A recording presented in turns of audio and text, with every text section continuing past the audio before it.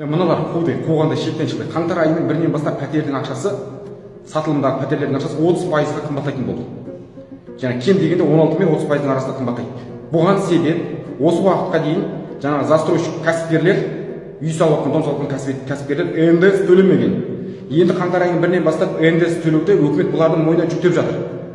Енді сол жүктегендіктен сол НДС-тің қосылған себебінен жаңа пәтерлердің ақысы қымбаттайды дейді. Ұялмастан. Неге? Бұлар өздерінің төлеуге, кәсіпкерлердің өздерінің төлеуге тиісті салығын қымбаттатып, сол сатылымдағы пәтерлерді қымбаттатып, оны халық төлеуі керек. Жаңағы элементарный таксистердің өзі салық төлетіп жатсыңдар ғой. Мысал үшін алған кезде бір кішкентай магазин, бутик ашатын болса, соның өзі салық төлетіп жатсыңдар ғой. Неге бұлар миллиардтап тауып жатқан адам, ақша тауып жатқан адамдар салық төлемейді да? Жаңағы майда шүйде кәсіпкерлер, майда шүйде жаңағы магазин сондай ашқандардың бәрі салық төлеу керек, ал миллиардтап төлеген адам ақша тауып жатқандар салық төлемейді. Бұл деген бассыздық. Жаңағы енді дұрыс, міндеттегендері дұрыс, нұрыс нөмірі болған екен, бірақ солар өздеріне неге төлемейді, неге халық төлеу керек?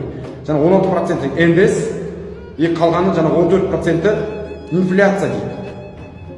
Сонда бұлар қалай, не баспен ойласыңдар, не жейсіңдер, қандай түс көресіңдер ме, жалпы өздерің? Қазақ үшін жұмыс істеп жатсыңдар ма, ел үшін жұмыс істеп жатсыңдар ма, әлдегендердің бір жаңа қалтасын толтыру үшін жұмыс істеп жатсыңдар? Не үшін, қалай заң шығарып жатсыңдар? Қалай есептейсіңдер? Мысал үшін 2,5 подъездік үйді салатын болсаң, соның 2,5 подъезд шығыны жаңа материалмен, жұмысшылардың ақысымен, жұмысшыларға да қалай төлеп жатқандарын білеміз ғой, өзіміз строительный білемін қалай. Копейка төлейсіңдер.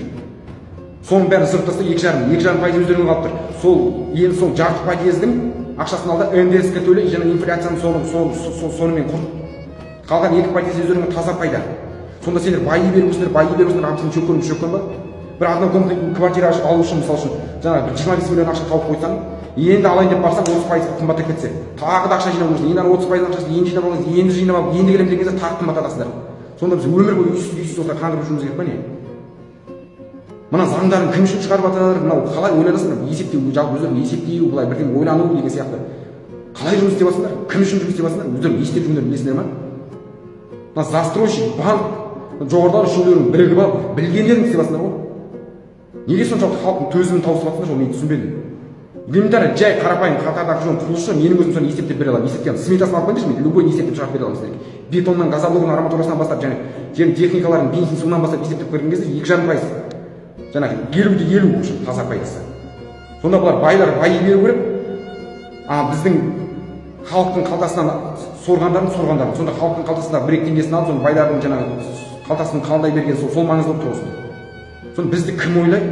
Жалпы жаңа халық үшін өзінің заң шығарып, халық үшін ойланып, халық үшін есеп істеп жұмыс істейтін уақыттарын келе ме, келмей ме? Не бассыздық мыналар? Қалай өздерің ұяласыңдар ма? Өздерің ұяласыңдар ма жалпы? Халықтан емес, өздерің бір Құдайдан қорқу деген, ұялу деген бар ма сендерде жалпы?